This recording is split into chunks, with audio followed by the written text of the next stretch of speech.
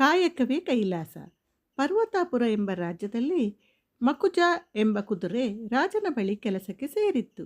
ರಾಜ ಅರಮನೆಯಿಂದ ಹೊರಗೆ ಹೋಗುವಾಗ ಮಕುಜ ಆನೆ ಏರಿ ಸಂಚರಿಸುತ್ತಿದ್ದ. ರಾಜನ ಕುದುರೆಯಾದ ಕಾರಣ ಮಕುಜನಿಗೆ ರಾಜವೈಭೋಗವೇ ದೊರೆಯುತ್ತಿತ್ತು. ಸಮಯಕ್ಕೆ ಸರಿಯಾಗಿ ಸ್ನಾನ ನಿದ್ದೆ ಮಾಡಿ ಅದು ತೃಪ್ತಿಯಿಂದ ಇತ್ತು. ಯುದ್ಧದ ಸಮಯದಲ್ಲಿ ಕಾಡಿನಲ್ಲಿ ಸಂಚರಿಸುವಾಗ ಹಾಗೂ ತರಬೇತಿಯ ಸಮಯದಲ್ಲಿ ಮಾತ್ರ ಮಕುಜನಿಗೆ ಗಾಯಗಳಾಗಿ ನೋವಾಗುತ್ತಿತ್ತು.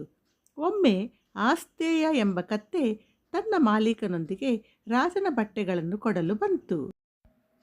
ಅಲ್ಲಿ ರಾಜನ ಕುದುರೆ ಚೆನ್ನಾಗಿ ಮೇಯುತ್ತಿರುವುದನ್ನು ನೋಡಿ ಅದು ತಾನು ಕುದುರೆಯಾಗಿದ್ದರೆ ಚೆನ್ನಾಗಿರುತ್ತಿತ್ತು ಎಂದು ಮನದಲ್ಲೇ ಅಂದುಕೊಂಡಿತು. ತಾನು ಕೂಡ ರಾಜನ ಕುದುರೆಯಾಗಲೇಬೇಕು ಎಂಬ ಆಸೆ ಅದಕ್ಕೆ ಹುಟ್ಟಿತು.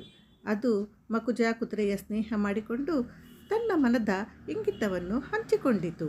ಕುದುರೆ ತನ್ನ ಮನದಲ್ಲಿ ಕೆಲವು ದಿನಗಳ ಕಾಲ ಈ ಬಂಧನದಿಂದ ದೂರವಿರೋಣ ಹಾಗೂ ಸ್ವಚ್ಛಂದವಾಗಿ ಜೀವಿಸೋಣ ಎಂದು ತೀರ್ಮಾನಿಸಿ ಆಸ್ತೆಯನ ಸಲಹೆಗೆ ಒಪ್ಪಿತು. ಇಬ್ಬರು ತಮ್ಮ ಕೆಲಸಗಳನ್ನು ಅದಲು ಬದಲು ಮಾಡಿಕೊಂಡರು. ಆಸ್ತೆಯ ಕತ್ತೆ ರಾಜನ ಅರಮನೆಯಲ್ಲಿ ಕಾಲಕಾಲಕ್ಕೆ ಒಳ್ಳೆಯ ಭೋಜನ ಸವಿದು ಸಂತೋಷದಿಂದ ಬೀಗತೊಡಗಿತು. ಮಕುಜ ಕುದುರೆ ಅಗಸನ ಕೆಲಸ ಮಾಡಿ ನಂತರ ಸ್ವಚ್ಛಂದವಾಗಿ ಅಲೆಯತೊಡಗಿತು.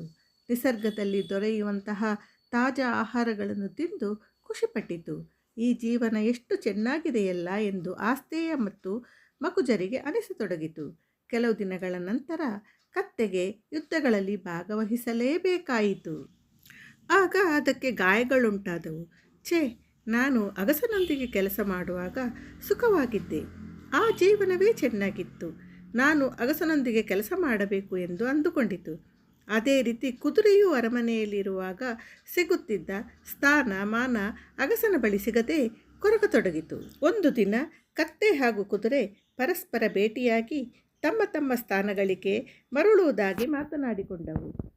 ತಮಗೆ ಒದಗಿದ್ದ ಕೆಲಸವೇ ಶ್ರೇಷ್ಠ ಎಂದು ಅವು ಅರಿತು ಮರಳಿ ತಮ್ಮ ಕೆಲಸವನ್ನು ವಹಿಸಿಕೊಂಡು ಸುಖವಾಗಿ ಬಾಳಿದವು. ಈ ಕಥೆಯನ್ನು ನೀವು ಹೇಗೆ ಇಷ್ಟಪಟ್ಟಿರಿ ಎಂಬುದನ್ನು ಕಾಮೆಂಟ್ ಮಾಡುವ ಮೂಲಕ ನಮಗೆ ತಿಳಿಸಿ. ದಯವಿಟ್ಟು ನಮ್ಮ ಚಾನಲನ್ನು ಲೈಕ್ ಮಾಡಿ, ಶೇರ್ ಮಾಡಿ, ಸಬ್ಸ್ಕ್ರೈಬ್ ಮಾಡಿ ಪ್ರೋತ್ಸಾಹಿಸಿ.